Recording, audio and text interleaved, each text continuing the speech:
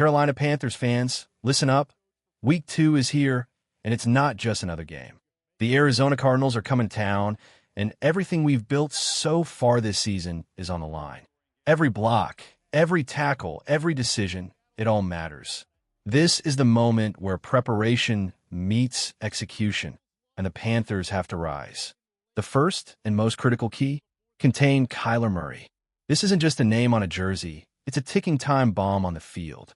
Murray doesn't just scramble. He extends plays in ways that break defenses and crush momentum.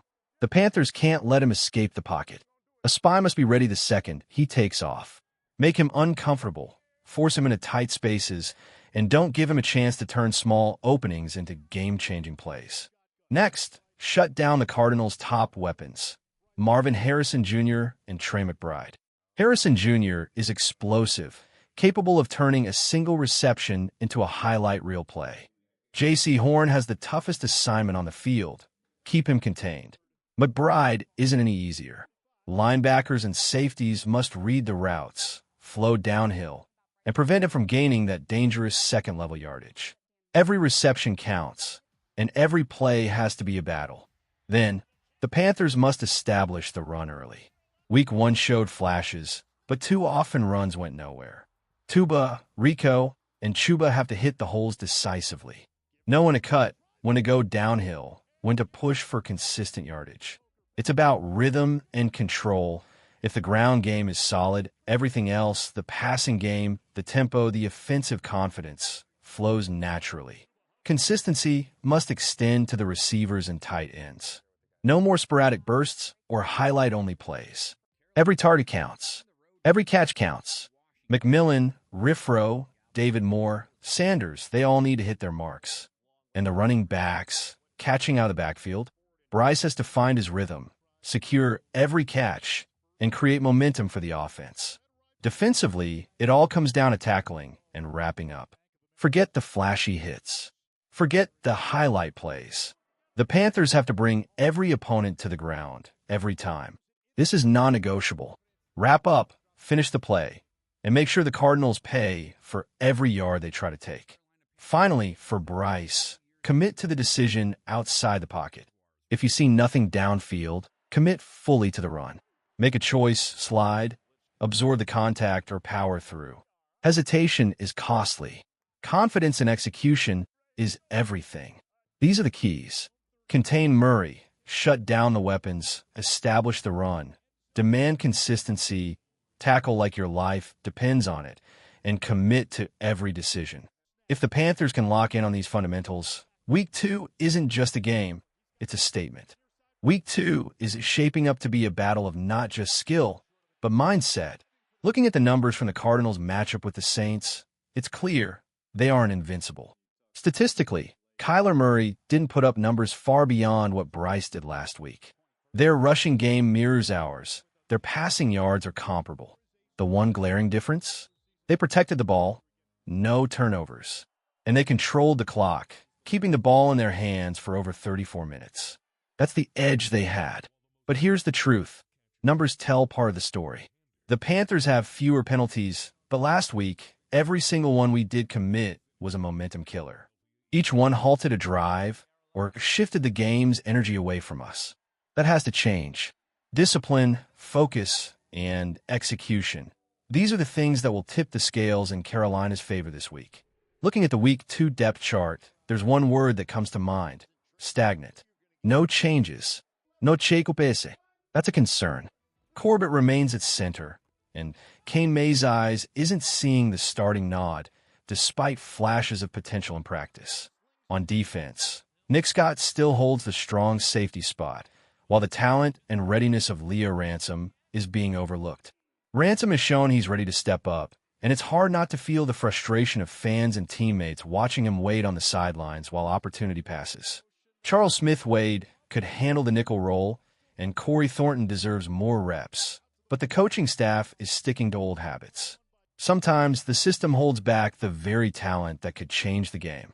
Amid all this, there's a silver lining in rookie Nick Scorton. The second-round pick is adjusting to the NFL grind, learning what it takes to earn trust from coaches and teammates alike. He played just 21 snaps last week, but his attitude speaks volumes. Instead of complaining or feeling entitled, he's focused on maximizing every rep, making the most of every opportunity on special teams, and proving he belongs. That's the kind of maturity you rarely see from a rookie. He understands that trust isn't given, it's earned. And by embracing this process, Scourton is quietly setting himself up for a breakout future. Carolina Panthers fans, this week isn't just about matchups or stats. It's about discipline, execution, and readiness. The Cardinals might be talented, but if the Panthers tighten up, focus on fundamentals, and let their rising stars shine, this is a winnable fight. The potential is there. It's all about whether the team is willing to seize it. Expectations are a tricky thing in the NFL, especially when you're a high draft pick. First rounders, second rounders, teams are counting on these players to step in day one and make an impact. When it doesn't happen, fans get frustrated, coaches get questioned, and rookies feel the weight of the world on their shoulders. That's why Nick Scourton's approach is so impressive. He didn't complain. He didn't sulk. He acknowledged that the NFL is a whole new level, a faster, tougher, more precise game than college football. And instead of blaming the system or lamenting his playing time, he took ownership. Every snap he plays, every rep he gets on special teams, he's trying to prove that he belongs. When he finally got into the game, the hope was that he would make a statement. And while the full breakout hasn't come yet, the intent, the drive, and the maturity he showed already earned respect. That's a rookie who understands that earning trust is just as important as talent. Speaking of proving yourself, let's pause and appreciate a moment from last week. The Panther freeze frame of the day. Hunter Renfrow made a phenomenal catch over the middle against Jacksonville that had everyone on their feet. This wasn't just a simple snag. It was a play that demonstrated timing, focus, and raw skill. Renfrow had several catches like this, flashes of the player he was back in Las Vegas, the same midseason form that made him a weapon before. One crucial third-down reception kept a drive alive, reminding everyone that he's back, dangerous, and ready to be a consistent playmaker. And now, let's talk about the defensive conversation heating up in Panther Nation. One fan put it bluntly, go back to a 4-3 base defense. We've always been more successful running that style. The 3-4 lacks gap control and pressure. That's why we're struggling.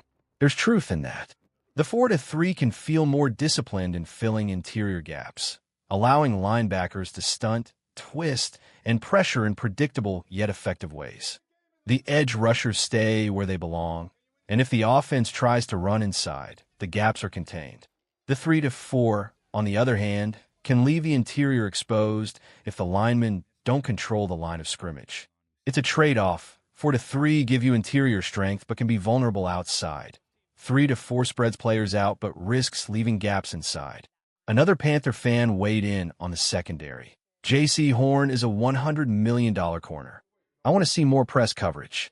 That'll help the pass rush and close down windows for opposing QBs. Exactly. Talent is only part of the equation. Scheme, alignment, and how you use your stars can make the difference between a defense that dominates and one that leaks yards. This is the ongoing conversation for Panther Nation. How do we maximize the talent we have and turn potential into execution? Week 2 isn't just about the scoreboard. It's about identity. Who are these Panthers on both sides of the ball? And can they prove it when it matters most? When it comes to J.C. Horn, the talent is undeniable.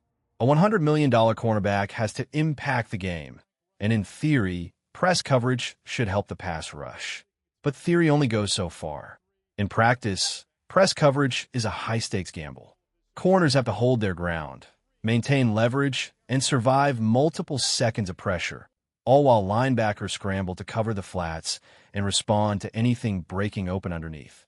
JC can handle it. But what about the supporting cast?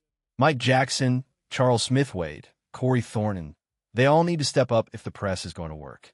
Even the best corners will eventually get beaten if they're holding press coverage for too long, giving the quarterback precious extra seconds.